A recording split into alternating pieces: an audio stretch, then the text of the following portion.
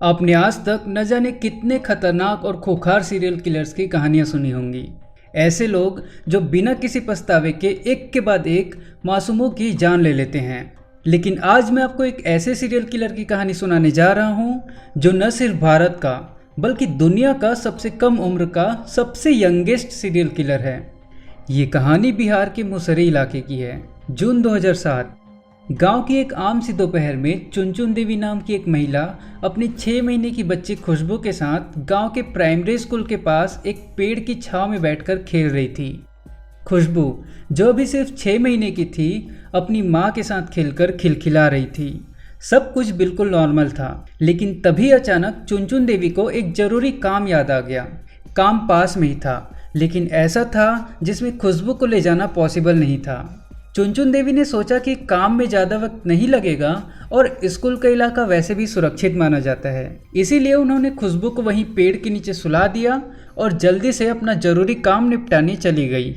उन्हें यकीन था कि उनकी बेटी बिल्कुल सुरक्षित रहेगी, लेकिन जब चुनचुन देवी वापस लौटी तो उनकी दुनिया ही उजड़ गई। पेड़ के नीचे उनकी बच्ची खुशबू कहीं नज़र नहीं आ रही थी।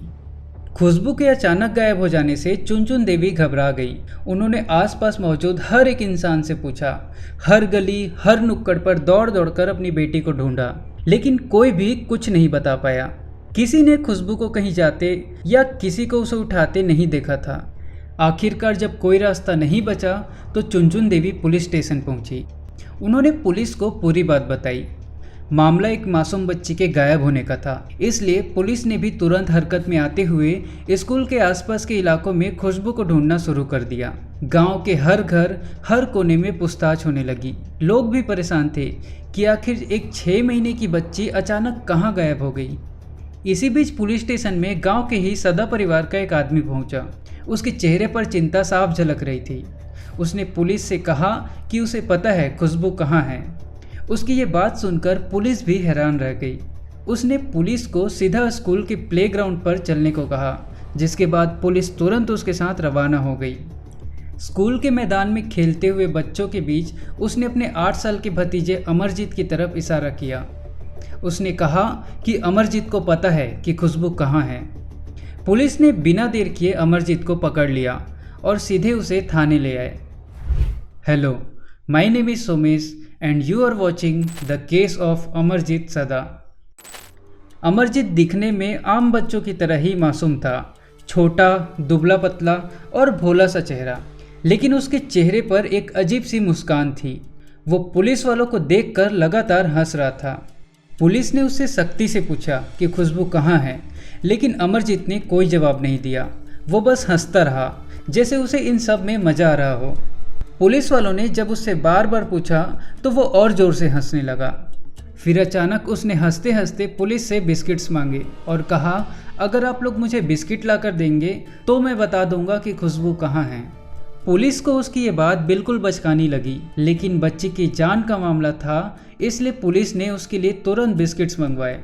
बिस्किट मिलते ही अमरजीत ने बिना किसी डर या झिझक के पूरा सच बता दिया। उसने कहा कि वो स्कूल के प्लेग्राउंड में खेल रहा था, तभी उसने पेड़ के नीचे खुशबू को देखा। अमरजीत ने कहा कि उसे छोटे बच्चे बहुत पसंद हैं। खुशबू को देखकर वो बहुत एक्साइटेड हो गया था। पुलिस को लगा कि शायद अमरजीत सिर्फ खुशबू के साथ खेलना चाहता होगा, लेकिन अमरजीत ने जो अगली बात बताई वो सुनकर वहाँ मौजूद हर कोई हक्का बक्का रह गया। अमरजीत सीधा खुशबू के पास गया और उसे गोद में उठाकर स्कूल के पास ही एक सुनसान इलाके की तरफ लेकर गया। वहां जाकर पहले उसने खुशबू का गला दबाना शुरू किया। मासूम खुशबू ज़ोर ज़ोर से रोने लगी, लेकिन अमरजीत ने कहा कि उसे उसमें इतना मज़ा नहीं आया। इसके बाद उसने पास में पड़ा एक बड़ा सा पत्थर उठाया और खुशबू को बेरहमी से मारने लगा। उसने तब तक खुशबू को मारा जब तक खुशबू की सांसें थम नहीं गई। पुलिस ने जब अमरजीत से उस जगह के बारे में पूछा तो वो फिर से अजीब ढंग से मुस्कुराने लगा। उसने पुलिस से और बिस्किट्स की जिद की। बच्ची की लाश मिलने की उम्मीद में पुलिस वालों ने तुरंत उसे और बिस्किट्स ला कर दिए। बिस्किट मिलते ही अमरजीत हंसते हुए पुलिस वालों को स्कूल के पास ही एक छोटे से जंगल जैसे इलाके में लेकर गया। वहाँ एक सुनसान जगह पर जमीन पर खुशबू की बेजान लाश पड़ी हुई थी। अपनी बच्ची को इस हालत में देखकर चुनचुन देवी पूरी तरह से टूट गई। वो खुद को संभाल नहीं पाई और गुस्से में अमरजीत की तरफ भागी और उसे मारने लगी। लेकिन हैरानी की बात ये थी कि अमरजीत हंसना बंद ही नहीं कर रहा था। पुलिस ने अमरजीत के पेरेंट्स और उसके चाचा को पुलिस स्टेशन बुलाया और उन्हें अमरजीत की इस खौफनाक जुर्म के बारे में बताया। लेकिन ऐसा लग रहा था जैसे अमरजीत के माँ बाप और उसके चाचा को उसकी हरकतों के बारे में पहले से ही पता था। दरअसल करीब 1 साल पहले अमरजीत की एक मासी अपने बेटे को लेकर गांव आई थी। उनकी शहर में नई जॉब लगी थी, इसीलिए उन्होंने तय किया कि जब तक वो पूरी तरह शहर में सेटल नहीं हो जाती तब तक वो अपने 7 महीने के बेटे को अमरजीत के घर पर छोड़ देगी, ताकि अमरजीत की माँ उस बच्चे की देखभाल कर सके। अमरजीत की मासी शहर लौट गई और उसी दिन अमरजीत की माँ भी घर के कुछ ज़रूरी सामान लेने के लिए बाजार चली गई। घर पर सिर्फ अमरजीत और वो 7 महीने का बच्चा ही था। घर में खुद को अकेले देखकर अमरजीत उस बच्चे के पास चला गया। पहले उसने उसे छूना शुरू किया और फिर धीरे धीरे उसे नोचने लगा। जैसे ही उस बच्चे को दर्द हुआ और वो रोने लगा, अमरजीत बहुत अजीब ढंग से हंसने लगा। वो बच्चे को ज़ोर ज़ोर से थप्पड़ मारने लगा। बच्चा और ज़ोर से रोने लगा और अमरजीत को इसमें अब और ज़्यादा मज़ा आने लगा। लेकिन अमरजीत अब भी पूरी तरह से खुश नहीं था। फिर उसने सीधा उस बच्चे का गला दबाना शुरू कर दिया। उसने तब तक गला दबाया रखा जब तक उस मासूम की जान नहीं चली गई। बच्चे के मर जाने के बाद भी अमरजीत नहीं रुका। वो बच्चे की लाश को उठाकर पास के मैदान में ले गया और वहाँ उसने पत्थर से उसका चेहरा बुरी तरीके से कुचल दिया। इसके बाद अमरजीत ने उसे उसी मैदान में गाड़ दिया। जब उसकी माँ बाजार से घर वापस लौटी तो उन्होंने पूरे घर में अपने भांजे को ढूंढा, लेकिन वो उन्हें कहीं नहीं मिला। उन्होंने देखा कि अमरजीत घर के एक कोने में बैठकर अकेले ही खेलते हुए हंस रहा था। अमरजीत की माँ ने उससे घबराते हुए पूछा कि बच्चा कहाँ है। इस पर अमरजीत ने फिर से वही अजीब सी मुस्कान दी और बिना किसी हिचकिचाहट के पूरा किस्सा अपनी माँ को बताने लगा। उसके माँ बाप ने जब उसकी बातें सुनी तो पहले उसे बहुत मारा, पर उन्हें लगा कि शायद अमरजीत ने उस बच्चे को गलती से मार दिया होगा। उन्होंने उसकी माँ को एक झूठी कहानी सुना दी और पूरे मामले को परिवार के अंदर ही दबा दिया, यह उम्मीद करते हुए कि शायद वो समझ गया होगा और अब ऐसा कुछ दोबारा नहीं करेगा। लेकिन करीब 8 महीने के बाद कुछ ऐसा हुआ जिसने सबके रोंगटे खड़े कर दिए। एक सर्द दोपहर थी। उसके माँ बाप अपने कमरे में सो रहे थे। तभी अमरजीत चुपचाप अपनी 8 महीने की बहन के पास गया जो अपने पालने में लेटी हुई थी।